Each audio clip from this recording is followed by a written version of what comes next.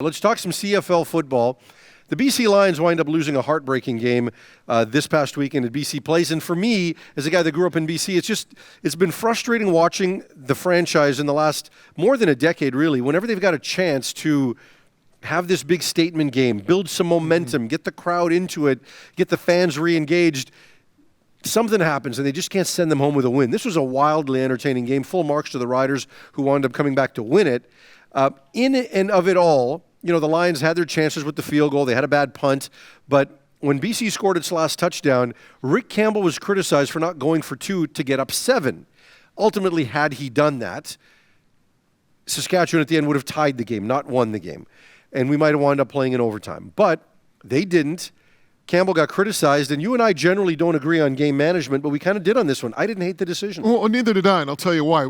For one fact, you're talking about the Canadian game. You're not talking about the U.S. game. If it was the American game, yeah, I probably would have gone for 2. But there's a difference in the clock between the Canadian game and the American game. You get the ball back with 6 minutes left to go in the American game. You can basically run out the clock and not even have to put points on the board. In the CFL game, 6 minutes remaining, it's an eternity. You might have 4 or 5 changes of possession. So for me, not an issue at all. Yeah, I mean, you know, there was a point later after that touchdown where Saskatchewan had an opportunity to either take a knee after Jimmy Camacho's missed field goal or run it out. And generally the thought would be take a knee, make sure you've got field position at that late stage in the game. He didn't. Had he done that, we wouldn't be talking about 6 points or 7 points. There are so many moments to get a point, to your point, in the CFL game late. Look, would I have gone for 2? I probably would have, but I don't think it was an egregious decision to not do that. I mean, it was a perfect storm very quickly. I mean, Camacho misses the field goal. He was 11 for 11. You know, they get the ball back on the Jalen Edwards-Cooper interception. Right then and there, all you need to do is put together maybe 3-4 first downs, game's over. They go 2 and out. And the CFL's leading punter heading into the game, Stefan Flintoff, all he does is shank a 22-yarder, which gives the Riders the field position at 50. Lions have been outstanding in the second half defensively. They didn't give up a second-half touchdown heading into that game. They gave up, obviously, the late touchdown to give the Riders the lead. So, perfect storm. What about what's happening with BC's offense? Because if this team's not throwing bombs down the field or Lucky Whitehead running for big yardage after a short catch, they're not scoring. What can they do to sustain drives? They need to establish a running game. Somehow, some way, they've got to get that running game in order. Right now, they're not even running the ball. And a lot of it is the RPO, and they're taking the pass option over the run option. But there has to come a time when you have to show teams that you can run the football. And right now, we haven't seen that from the Lions. And the thing is, when you look at the running backs around the CFL, I mean, you look at Stanbeck in Montreal, Kadeem Carey in Calgary, Powell in Saskatchewan, Harrison in Winnipeg. You got all these great backs, and you get to BC, and you're like, James Butler, Chris Rainey, Shaq Cooper. They need to get a horse, and there's not a horse in that roster right now. Yeah, and even if you can't run it, you have to at least show defenses that you're willing to attempt to run it so that they can at least defend it, because right now they're not doing that right now at all. Let's elsewhere around the league. The league came out with its 3 stars, or its top performers. Cody Fajardo for Week 7 wins the league's top performer. Great performance. Good for him. Deserved it. But the league also in that showed the standings for the top performer award for the entire season. Now, I found this bizarre that we're halfway through the CFL season, and the player for me that if I was voting right now, Zach Caleros, the quarterback of the Winnipeg Blue Bombers, would be my MOP. He's not in the top 20 when you tabulate the points scored from the 3 stars all season long through 7 weeks. He's not even in the top 20. Wow, statistical anomaly. I don't know. I mean, I don't look at those things too much. All I do is I look at W's, wins. And right now, Zach Caleros is piling up wins with the Winnipeg Blue Bombers. You talk to people around the league, around the Canadian Football League, people that cover it, follow it. Winnipeg is in their own weight class right now. Yeah, and then it's everyone else. And if you're looking at the trigger man of those Bombers, I mean, you look at Zach Caleros. Yeah, I mean, he's got to be up there in terms of that discussion. Yeah, absolutely. And the Lions are going to face that juggernaut on Friday at BC Place. We'll get to that game as we give our picks. But it's been a weird time around the league just because of the schedule right now. You know, because of the compressed season, with the COVID situation, and because of the fact that there's 9 teams in the league, a lot of midweek games this year. So Ottawa played midweek last week. They played tonight on Tuesday. So at the end of this game, or by the time you're listening to our podcast, if you're not catching it live, you've probably already seen that game or seen what happens in that game. And then next week, there's another Wednesday game when they play Toronto. Awkward situation for the schedule. Also, an interesting situation for them. They had to finish their last game with Nate Bahar at quarterback, and this is part of the league's rule this year where you've got to wind up. You can only dress two. You can only dress two quarterbacks. So, I suppose there's nothing stopping you from having a quarterback be your seventh receiver or whatever it is, but everyone's only dressing two because really for decades they've only needed two, and Ottawa got caught with its pants down in this game. Not their fault. How bad of a look is this for the league, and do they need to revisit the rule? Well, I think it's a bad look, but I talked to Lions head coach Rick Campbell about this, and he says, he's for having a third quarterback, but not for the reasons you'd think. He thinks just having a third quarterback dressed for development purposes. You don't develop dressing on the sidelines. Well, but, getting into the hang of the game, being in on all the calls, all that stuff. And I know what you're going to say. You could probably do that regardless. But that's Rick Campbell, okay? It's not me. I got you. But, Rick mentioned the National Football League, the fact that a lot of teams only dress two quarterbacks They there. do.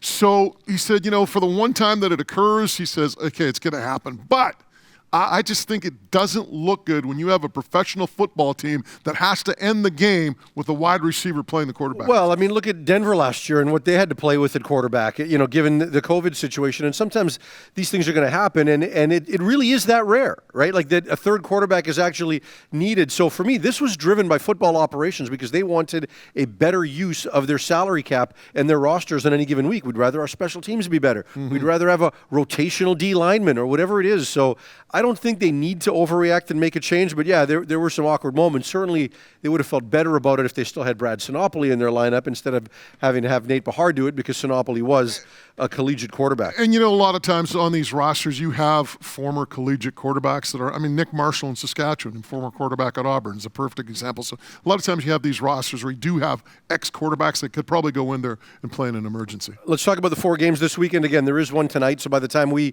have this, you've probably seen what's happened, but we're taping before. So for the record, for our own standings, Edmonton in Ottawa, Trevor Harris got taken off the 6-game injured list, but he's not playing tonight. It's Cornelius that's playing. Who do you like? They could trot out Tom Wilkinson, and I think Wilkie's, even if he's alive, he's like 74 or something, and they beat Ottawa tonight. Sorry, Mike Benavides, if you're watching, I love you. You know I love you, but right now I got to go with that. Yeah, look, it's a tough one, and Ottawa did beat Edmonton in the season opener for their only win of the season, but ultimately Ottawa right now, they're going to be playing 2 quarterbacks today that have never seen a CFL field. Like, they've never been dressed for a CFL game before, so this is going to be a tough situation regardless of who's at quarterback, regardless of how much they like them. It'll be their first experience, and I think that's a real tall ask. Winnipeg at BC on Friday.